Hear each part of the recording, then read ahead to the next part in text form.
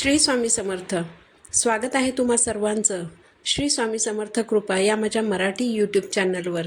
तुमचा आजचा दिवस खूप आनंदाचा आणि सुखाचा जावो हीच स्वामींचरणी प्रार्थना करते. 3.5 मुहूर्तांपैकी एक असलेला अक्षय तृतीया हा सण यंदा 30 एप्रिल 2025 रोजी बुधवारी आहे. वैशाख महिन्यातील तृतीया तिथी आपण अक्षयी तृतीया म्हणून साजरी करत असतो. अक्षय तृतीया हा स्वयंसिद्ध मुहूर्त मानला जातो. हा दिवस धन, वैभव व समृद्धीची देवी माता लक्ष्मीचा दिवस आहे. अक्षय तृतीया म्हटलं की बरेच लोक सोनं खरेदी करतात, कारण अक्षय तृतीयेच्या दिवशी सोने खरेदी केल्यास ते सोने आपल्याकडे अक्षय टिकते. ते सोने मोडण्याची किंवा विकण्याची आपल्यावर कधीही वेळ येत नाही, कारण आपण अक्षय तृतीयेला जे कोणतंही कार्य करतो त्या कार्याचं पुण्य असेल किंवा पाप असेल ते अक्षय स्वरूपात टिकतं. म्हणून अक्षय तृतीयेच्या दिवशी आपल्याला सगळी चांगली कर्म करायची आहेत, जेणेकरून आपण केलेल्या कर्मांचं पुण्यफळ आपल्यासोबत अक्षय स्वरूपात राहील. आता सोने खरेदी करणं, सोन्याचे भाव इतके उंचावर गेलेले आहेत की आपल्यासारख्या सर्वसामान्य माणसांना सोने खरेदी करणं खरोखरच शक्य नाही. मग अक्षय तृतीयेच्या दिवशी सोन्या इतक्याच मौल्यवान आणि आपल्या घराची भरभराट करणाऱ्या अशा काही वस्तूंची खरेदी केली तर आपल्या घराची भरभराट तर होईलच आणि माता लक्ष्मीचा आपल्या घरावर अखंड कृपाशीर्वाद राहील. म्हणूनच माता लक्ष्मीला अतिशय प्रिय असलेल्या काही वस्तू जर तुम्ही अक्षय तृतीयेच्या दिवशी खरेदी केल्या आणि त्या माता लक्ष्मीला अर्पण केल्या तर माता लक्ष्मी प्रसन्न होईल. सोन्याचे भाव तर गगनाला भिडलेले आहेत, पण तुम्हाला जर शक्य असेल तर तुम्ही गुंजभर सोनं देखील खरेदी करू शकता. आता गुंजभर सोनं म्हणजे कसं, तर तुमच्या नाकात जर चमकी असेल, चमकी हा दागिना म्हणजे काय, तर ती किंचित जाड अशी एक सोन्याची तार असते, तर ती चमकी तुम्ही सोन्याच्या दुकानात देऊन नवीन चमकी घेऊ शकता. म्हणजे त्यावर जे अधिक पैसे लागतील तेवढेच पैसे तुम्हाला द्यावे लागतील. पण हे करणं सुद्धा जर शक्य नसेल तर अजिबात निराश होऊ नका. ज्या वस्तू लक्ष्मी मातेला अत्यंत प्रिय आहेत अशा काही वस्तू मी तुम्हाला सांगते. त्या वस्तूंची तुम्ही अक्षय तृतीयेच्या दिवशी खरेदी करा आणि त्या वस्तू लक्ष्मी मातेला अर्पण करा. यातील काही वस्तू तुम्हाला किराणा दुकानामध्ये मिळून जातील आणि काही वस्तू तुम्हाला देवांचं सामान जिथे मिळतं त्या दुकानामध्ये मिळून जातील. अक्षय तृतीया म्हणजे बघा, भगवान विष्णू आणि माता लक्ष्मी यांना समर्पित असा हा दिवस असतो. अक्षय तृतीयेच्या दिवशी भगवान श्रीहरी विष्णू आणि माता लक्ष्मी यांच्या एकत्रित फोटोची पूजा केल्यास त्या घरात सुख, समाधान आणि धन, वैभव, पैशाची कमतरता कधीच भासत नाही. म्हणूनच माता लक्ष्मी आणि भगवान विष्णू यांना अतिशय प्रिय असलेल्या आणि या दोघांना तुमच्या घराकडे आकर्षित करणाऱ्या वस्तूंचीच तुम्हाला खरेदी करायची आहे. सगळ्यात पहिली जी वस्तू आहे ती म्हणजे मीठ, ज्याला आपण जाडं मीठ म्हणतो. तुम्ही खडा मीठ देखील म्हणू शकता. शुक्र ग्रह हा मिठाशी संबंधित आहे आणि शुक्र ग्रह हा धन, वैभव आणि संपत्तीशी संबंधित आहे. मीठ हे समुद्राशी संबंधित आहे आणि माता लक्ष्मीची उत्पत्ती ही समुद्र मंथनातूनच झालेली आहे. या दिवशी मिठाची खरेदी केल्याने आपल्या असलेल्या संपत्तीमध्ये वाढ होते, आपल्या घरामध्ये सुख समृद्धी येते, आपल्याला कधीही संपत्तीची चणचण भासत नाही. यानंतरची दुसरी वस्तू म्हणजे कापूस. अक्षय तृतीयेच्या दिवशी कापूस खरेदी केल्याने जीवनामध्ये शांती येते आणि आपल्या असलेल्या संपत्तीमध्ये वाढ होते. बघा, कापूस हा पांढरा, शुभ्र आणि अतिशय मऊ असा असतो. म्हणून सर्वप्रथम कापूस खरेदी करा. अक्षय तृतीयेच्या दिवशी कापूस खरेदी करणे अतिशय शुभ मानलं जातं. यामुळे तुमच्या नोकरीत, व्यवसायात, उद्योगात वाढ होते.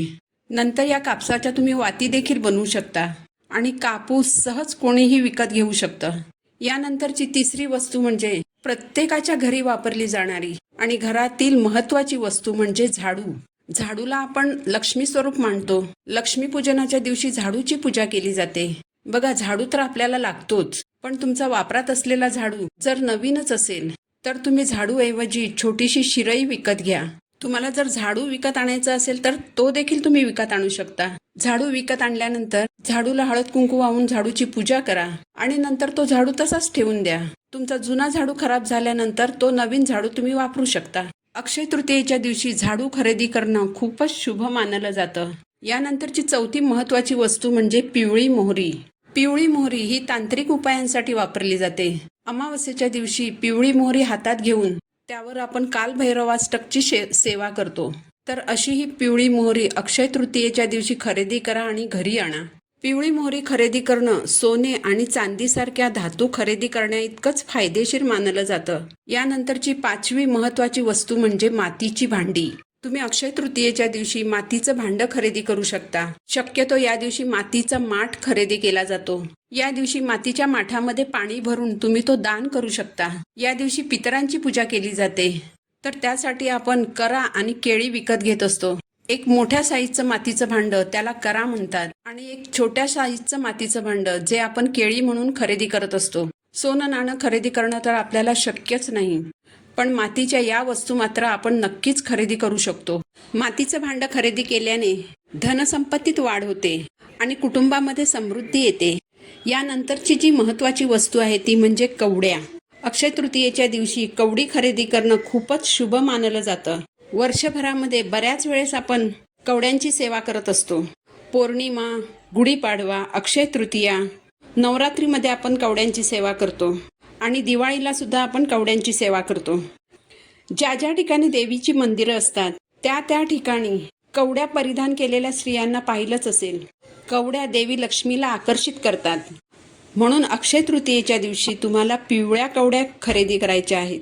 तुम्हाला जर पिवळ्या कवड्या नाही मिळाल्या तर तुम्ही पांढऱ्या कवड्या खरेदी करा आणि त्या कवड्यांना तुम्ही हळद लावून पिवळे करू शकता. अक्षय तृतीयेच्या दिवशी तुम्ही 11 कवड्या खरेदी करा आणि त्या लाल कापडात गुंडाळून देवी लक्ष्मीला अर्पण करा. यामुळे कधीही संपत्तीची कमतरता भासत नाही. तुमच्या घरी जर तुम्ही अजूनही तुळस लावलेली नसेल किंवा जर तुम्ही याआधी लावलेली तुळस सुकून गेली असेल तर तुम्ही अक्षय तृतीयेच्या दिवशी आवर्जून तुळशीचं रोप खरेदी करा. तुळशीचं रोप खरेदी करण्यासाठी काही फार पैसे पडत नाहीत. भगवान विष्णूंना तुळस अतिशय प्रिय आहे. तुळस ही देखील लक्ष्मी स्वरूपच असते. याबरोबरच तुम्ही अक्षय तृतीयेच्या दिवशी पितळेचं किंवा एखादं तांब्याचं छोटंसं भांडं खरेदी करू शकता. अक्षय तृतीयेच्या दिवशी तांब्या पितळेचं भांडं खरेदी केल्याने घरामध्ये संपत्ती वाढते. घरामध्ये अन्नधान्याची कधीही कमतरता भासत नाही. तुम्ही बघा, अगदी छोटंसं पितळेचं निरांजन देखील या दिवशी खरेदी करू शकता किंवा तांब्याची छोटीशी प्लेट खरेदी करू शकता. त्यामुळे अक्षय तृतीयेच्या दिवशी न चुकता न विसरता या ज्या वस्तू मी तुम्हाला सांगितल्या आहेत या वस्तूंपैकी एखादी वस्तू तरी नक्कीच खरेदी करा आणि ती लक्ष्मी मातेला अर्पण करा. यामुळे लक्ष्मी माता प्रसन्न होते, आपल्या घरामध्ये अखंड वास करते. याबरोबरच तुम्हाला शक्य असेल तर तुम्ही श्रीयंत्र खरेदी करू शकता. श्रीयंत्र हे माता लक्ष्मीचं आसन आहे. माता लक्ष्मी तिचं आसन सोडून कधीही कुठेही जात नाही आणि नवरात्रीमध्ये, दिवाळीमध्ये आपल्याला श्रीयंत्राची गरज असते. आणि बघा, श्रीयंत्राची सेवा आपल्या घरात व्हायलाच हवी. वर्षभरामध्ये बघा, आपण मंगळवार, शुक्रवार, पौर्णिमा, गुरुपुष्यामृत योग या दिवशी आपण श्रीयंत्रावर कुंकुमार्चन ही सेवा करायला हवी.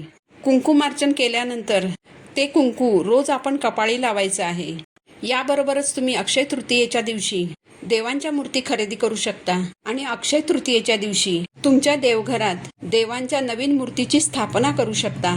तुम्हाला जर देवांची कोणतीही भांडी खरेदी करायची असतील, एखादी पितळेची प्लेट खरेदी करायची असेल किंवा एखादं तांब्याचं ताम्हण तुम्हाला खरेदी करायचं असेल, या वस्तू जर तुम्ही अक्षय तृतीयेच्या दिवशी खरेदी केल्यात तर त्याचा तुम्हाला जास्त लाभ होईल. बघा, सोनं चांदी खरेदी करणं आपल्याला शक्य नाही. म्हणून माता लक्ष्मीचा आशीर्वाद मिळविण्यासाठी या ज्या वस्तू तुम्हाला सांगितल्या आहेत त्या वस्तू तुम्ही खरेदी करा आणि अक्षय तृतीयेच्या दिवशी माता लक्ष्मीला अर्पण करा.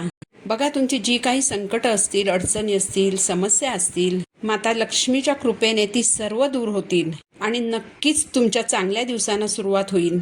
तर झालेली सेवा मी महाराजांच्या चरणी अर्पण करते. पुन्हा भेटू नवीन व्हिडिओसोबत. श्री स्वामी समर्थ.